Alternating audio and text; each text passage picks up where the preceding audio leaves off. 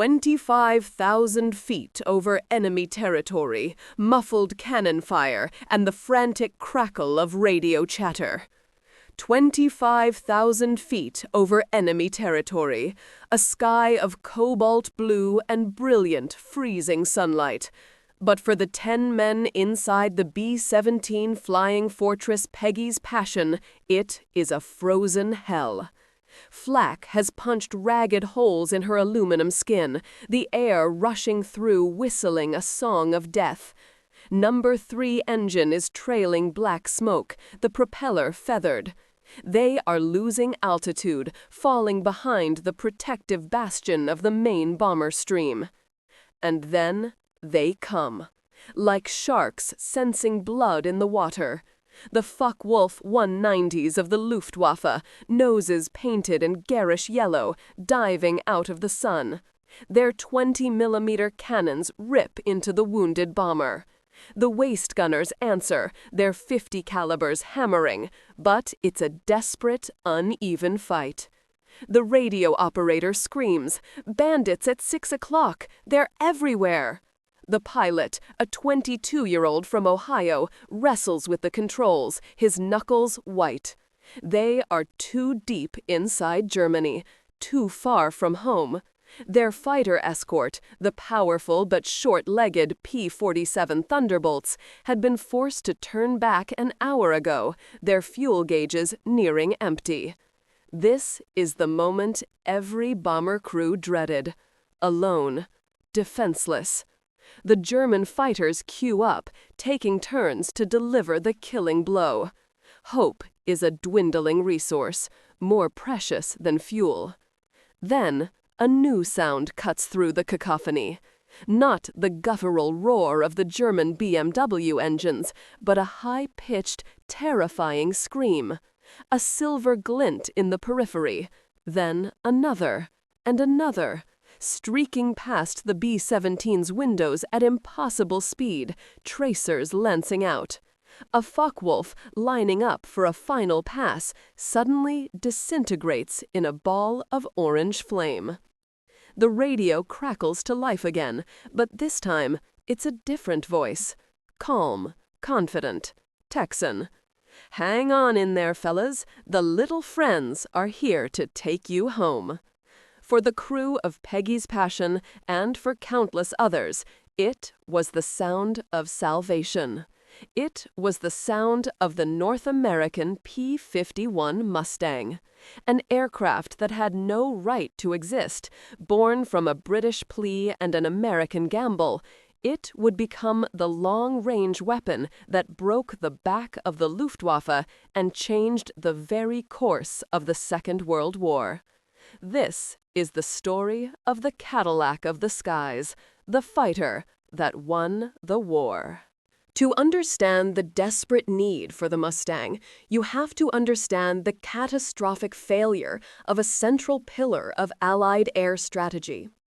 In 1942 and 1943, the American 8th Air Force was committed to a doctrine of high-altitude, daylight precision bombing. The theory, championed by men like General Ira Eaker, was that dense formations of heavily armed B-17 and B-24 bombers could fly deep into Germany, absorb losses, and systematically destroy the Third Reich's industrial capacity. They were called flying fortresses for a reason, bristling with up to 13.50 caliber machine guns. It was believed they could create a self-defending box of interlocking fire, a porcupine of lead that no fighter could penetrate. The theory was tragically, horrifically wrong. Without fighter escorts to protect them all the way to the target and back, the bomber streams were savaged. The Luftwaffe's pilots were skilled, battle-hardened, and flying superb interceptors like the Messerschmitt Bf-109 and the Focke-Wulf 190. They developed tactics to break up the formations, attacking head-on where the bombers' defensive firepower was weakest and picking off the stragglers. The losses were staggering, unsustainable. Missions to factories in Schweinfurt and Regensburg became legends of grim courage and horrifying attrition. On a single day in October 1943, a day that would be forever known as Black Thursday, a raid on the Schweinfurt ball-bearing plants resulted in the loss of 60 B-17s, with another 17 damaged beyond repair and 121 suffering some form of battle damage. That was 600 airmen lost in a single afternoon. The sky over Germany became a charnel house for the best and bravest of a generation. The American fighters of the day, the Republic P-47 Thunderbolt and the Lockheed P-38 Lightning, were excellent aircraft.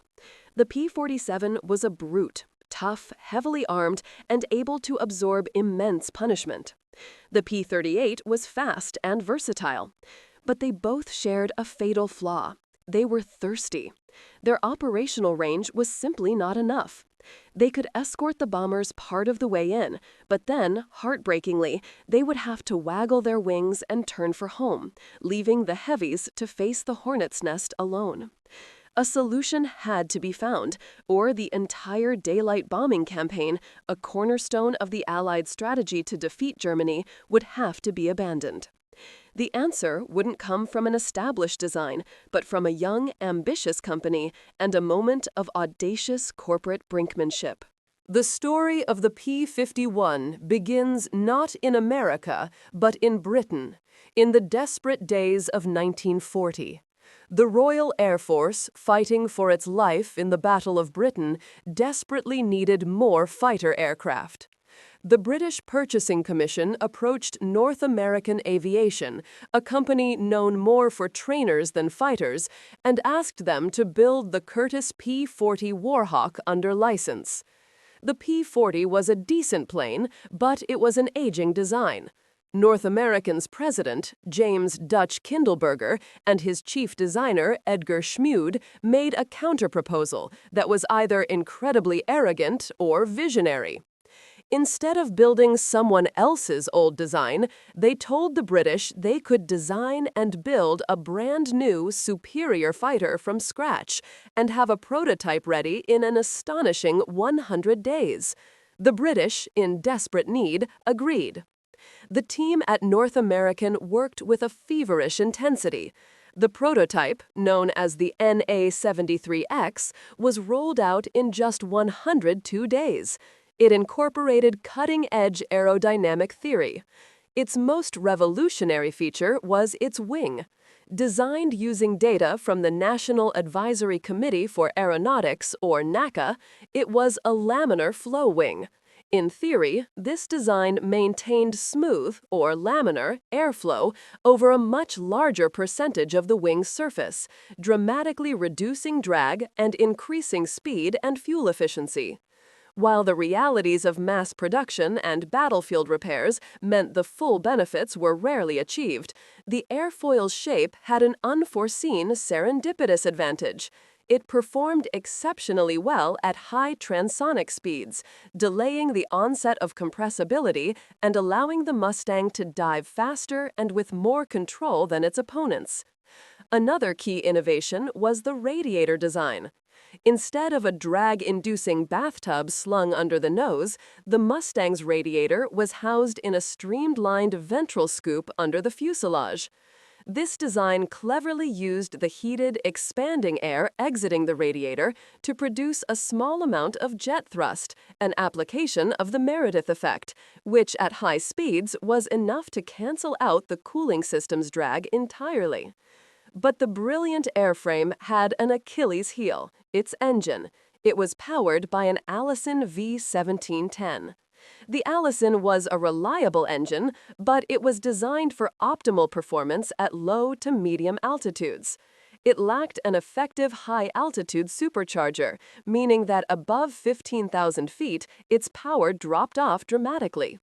For the RAF, who used it for low-level reconnaissance and ground attack, the early Allison-powered Mustang was a success.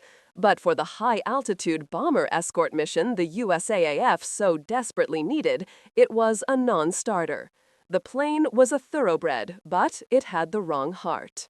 The transformation from a good, low-level fighter to a world-beating, high-altitude legend came about thanks to the insight of a British test pilot.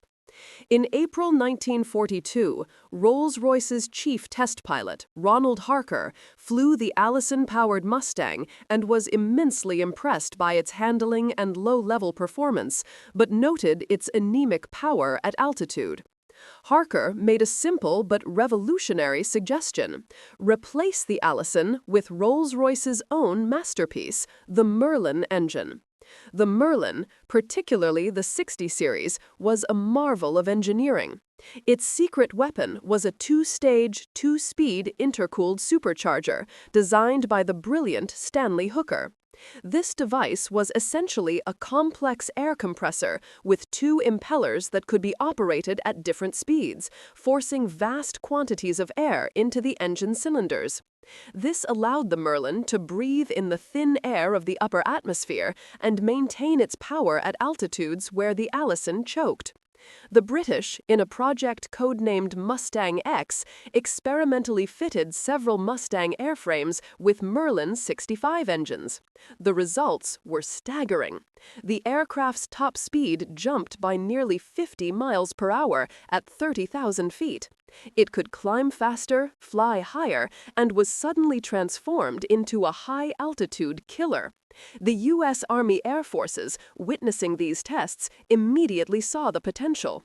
The American Packard Motor Car Company was already building a licensed version of the Merlin, designated the V-1650, for use in British bombers and other American aircraft. An order was placed to install the Packard Merlin into the Mustang.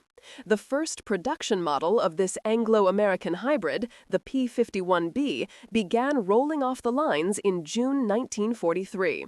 The marriage of the advanced North American airframe with the powerful, high-breathing Packard Merlin engine was the moment the P-51 Mustang truly came of age. It was a combination that would sweep the skies over Europe. The arrival of the Merlin-powered P-51B and C models in England in late 1943 was the first step. But the aircraft would soon evolve into its most iconic form, the P-51D. The most significant change was the canopy.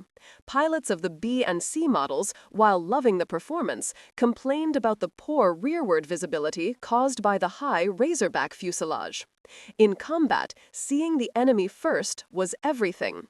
The solution was the bubble or teardrop canopy, a single piece of blown plexiglass that gave the pilot a near-perfect 360-degree field of view. This seemingly simple change was a tactical revolution, eliminating the dangerous blind spot that enemy fighters could exploit. To accommodate the new canopy, the rear fuselage was cut down, giving the P-51D its classic, unmistakable profile. The armament was also upgraded. The P-51D carried 6 .50 caliber Browning M2 machine guns, 3 in each wing, with a total of 1,880 rounds. This provided a devastating concentration of firepower that could tear apart enemy fighters and bombers alike. But the Mustang's ultimate trump card was its incredible range. With its internal fuel tanks and the ability to carry 2 external drop tanks, the P-51B could carry more fuel than some twin-engine medium bombers. Its maximum range was over 1,600 miles, more than enough to fly from bases in England to the deepest targets in Germany, Berlin, Munich, Vienna, and fight for half an hour over the target before escorting the bombers all the way home. For the pilots, the P-51 was a dream. It was fast, agile, and responsive. Famed ace Clarence "Bud" Anderson, who flew a P-51D he named Old Crow, recalled that the Mustang simply went like hell because the Merlin had great gobs of power and was equally at home high or low. Another pilot described the sensation of flying it as being strapped to a rocket with the throaty, perfectly smooth roar of the Merlin as a constant companion. It was a pilot's airplane, forgiving to the novice, but a deadly weapon in the hands of an expert. This was the Cadillac of the skies, the definitive long-range escort fighter the Allies had been praying for. Its arrival in force in the spring of 1944 would not just change the odds of the air war, it would rewrite the entire rulebook. The widespread introduction of the P-51 changed everything. In January 1944, General James "Jimmy" Doolittle, the famed leader of the 1942 raid on Tokyo, took command of the 8th Air Force. He assessed the grim situation and made one of the most pivotal tactical decisions of the war. Previously, escort fighters were tethered to the bomber formations, ordered to stay close and act as a defensive screen. This passive strategy allowed the Luftwaffe to dictate the terms of engagement. Doolittle rescinded that order. His new directive was simple and aggressive. The first duty of the 8th Air Force fighters is to destroy German fighters. He unleashed the Mustangs. No longer bound to the bombers, P-51 pilots were free to roam ahead of the bomber stream, seeking out and destroying the Luftwaffe wherever they could find them, in the air, on their airfields, during takeoff and landing. These aggressive fighter sweeps took the fight to the enemy. Now, instead of German fighters climbing to meet the bombers, they found themselves under attack by swarms of Mustangs the moment they left the ground. The attrition on the Luftwaffe's pilot corps became devastating. Between January and May of 1944, the Luftwaffe lost over 1,000 fighter pilots, including many of their most experienced aces. These were men who could not be replaced. A German pilot who survived the war lamented, "When the Mustangs appeared, it was the beginning of the end. We had nothing that could compete with them." The human impact was profound. For the bomber crews, the sight of Mustangs, "little friends" as they called them, was a profound relief, a symbol of a fighting chance. One B-17 gunner recalled, "You'd be deep in Germany, fighting for your life, thinking you were all alone. Then you'd see them, silver wings flashing. You knew then you were going to make it home." Among the most celebrated units to fly the Mustang were the pilots of the 332nd Fighter Group, better known as the Tuskegee Airmen. Flying P-51s with distinctive red-painted tails, these African-American pilots overcame systemic racism and prejudice to forge one of the most impressive combat records of the war. The Red Tails specialized in close bomber escort, and their discipline and skill became legendary. Bomber crews would specifically request the Red Tails for escort, knowing that their dedication was second to none. They flew over 200 escort missions, and the myth grew that they never lost a single bomber to enemy fighters. While not strictly true, their loss rate was dramatically lower than the average. Their success in the cockpit of the P-51 was a powerful blow against segregation and a testament to their immense courage and patriotism. At the same time, the P-51 was creating legends. Men like Don Blakesley of the 4th Fighter Group, an aggressive and brilliant leader who pushed his pilots and the aircraft to their absolute limits.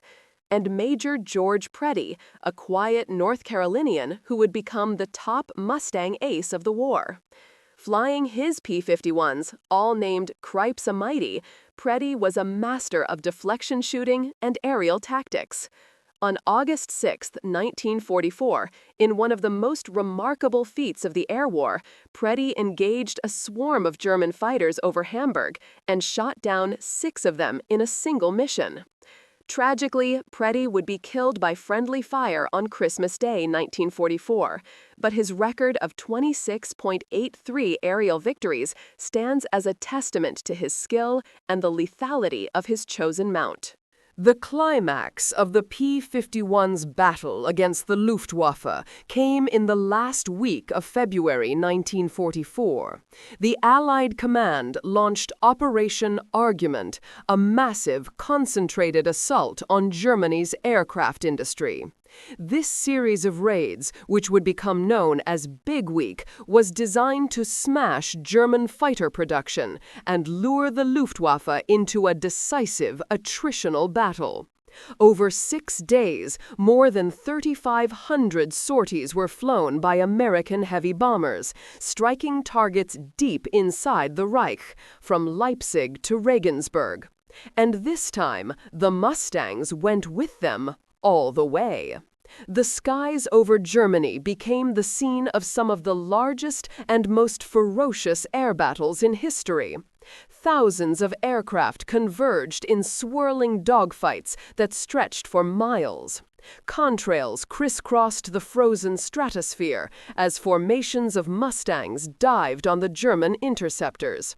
The Luftwaffe fought with courage and desperation, throwing everything they had at the Allied formations.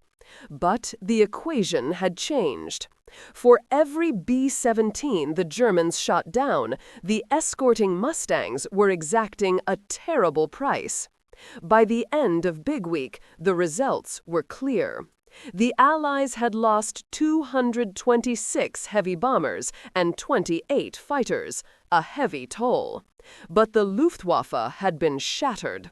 It lost over a third of its available single-engine fighters and, critically, nearly 20% of its remaining veteran fighter pilots. The irreplaceable core of the German fighter arm was gone, and their aircraft production had been severely disrupted. Big Week was the turning point. The Luftwaffe's day fighter force was broken as a cohesive fighting force. It would never again be able to seriously challenge Allied air supremacy over the heart of Germany. This victory, enabled almost entirely by the long-range P-51 Mustang, was the essential prerequisite for the next, even greater phase of the war, the invasion of Normandy. By clearing the skies of the Luftwaffe, the Mustang ensured that Allied ground troops on D-Day would not be attacked from the air, and that the vast machinery of invasion could proceed unmolested. The long-range fighter had truly won the air war, paving the way for victory on the ground. While the Mustang's fame was cemented in the skies over Europe, its story did not end there. In the vast expanses of the Pacific theater, range was even more critical. As the island-hopping campaign brought American forces closer to the Japanese mainland, the new B-29 Superfortress bombers began their own strategic bombing campaign. But just like in Europe, they needed escorts. The capture of the island of Iwo Jima in a brutal and bloody battle in early 1945 was undertaken for one primary reason: to serve as a base for P-51s. From the island's crude airfields, Mustang pilots began flying Very Long Range, or VLR, missions to escort the B-29s to Tokyo and other targets on the Japanese home islands. These were grueling missions, often lasting 8 hours or more, flown almost entirely over the unforgiving waters of the Pacific. The pilots who completed 15 of these missions earned a ticket home and membership in the exclusive Tokyo Club. On April 7, 1945, the first of these VLR escort missions saw 119 Mustangs from Iwo Jima rendezvous with B-29s over Japan. The appearance of land-based single-engine fighters over their capital was a profound shock to the Japanese. The Mustangs tore into the Japanese interceptors, with one pilot, Major James Tapp, scoring 3 kills on that mission alone. The P-51 quickly established the same air superiority over Japan as it had over Germany. After the war ended, the Mustang's service was far from over. With the dawn of the jet age, it was seemingly obsolete, but when war broke out in Korea in 1950, the Mustang, redesignated the F-51, was called back into service. Jet fighters like the F-86 Sabre took on the air superiority role against the Soviet-built MiG-15s, but the F-51 proved to be a rugged and effective ground attack aircraft. Operating from rough forward airfields, it provided crucial close air support for embattled ground troops, strafing and bombing enemy positions with its machine guns, rockets, and napalm. However, its liquid-cooled Merlin engine, so brilliant at high altitudes, proved vulnerable to ground fire, a weakness its old radial-engined rival, the P-47, did not share. The Korean War was the Mustang's final major conflict in American service, but it continued to fly for dozens of other air forces around the world, with some remaining in service into the early 1980s. Today, the P-51 Mustang is perhaps the most beloved and recognizable warbird of all time. Its sleek lines and the unforgettable sound of its Merlin engine are highlights of air shows worldwide, a living, breathing tribute to the genius of its designers and the courage of the young men who flew it into history. It stands as a pinnacle of piston-engined fighter design, a machine born of desperation that became an instrument of liberation. The story of the P-51 Mustang is more than just the story of a machine. It is a story of innovation under pressure, of a brilliant Anglo-American collaboration, and of a weapon that arrived at the precise moment it was most needed. Without the Mustang, the costly daylight bombing campaign against Germany would have likely failed. The Allies would have lost air superiority, D-Day might have been postponed or been far bloodier, and the entire timeline of the war could have been different. Hermann Göring, the head of the Luftwaffe, is reported to have said that when he saw Mustangs over Berlin, he knew the war was lost. That single moment encapsulates the aircraft's profound strategic impact. It wasn't just a fighter, it was a war winner. From its audacious 100-day conception to its transformation with the legendary Merlin engine, the Mustang represents a perfect convergence of design, power, and purpose. It was the key that unlocked the skies over the Third Reich, the long-awaited little friend that brought thousands of bomber crews home, and the steed for a generation of aces who fought and died for control of the air. The P-51 is a reminder that sometimes victory is not just about the courage of the warrior, but also about giving that warrior the right sword. In the defining conflict of the 20th century, the P-51 Mustang was the finest sword in the sky. The history of this incredible aircraft is preserved not only in museums, but in the memories and stories passed down through generations. So many of us have a connection to this era through a grandfather who served in a bomber, a great-uncle who was a mechanic, or a grandmother who built planes in a factory back home. We encourage you to share your own family stories and connections to the Second World War in the comments below. By sharing these memories, we keep that history alive. And if you found this story compelling, please consider subscribing to our channel for more in-depth explorations of the machines, the people, and the pivotal moments that have shaped our world. Thank you for watching.